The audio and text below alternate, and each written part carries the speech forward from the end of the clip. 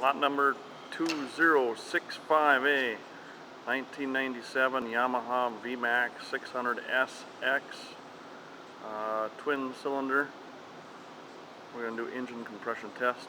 We will do the clutch side first.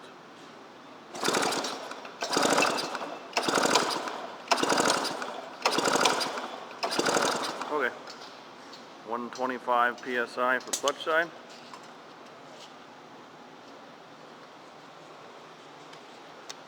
One of the motor mount bolts busted off there, just needs to be easy outed.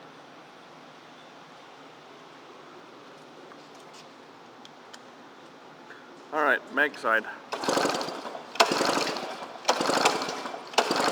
Alright, you're right there. 130 on the mag side. Thanks for stopping by.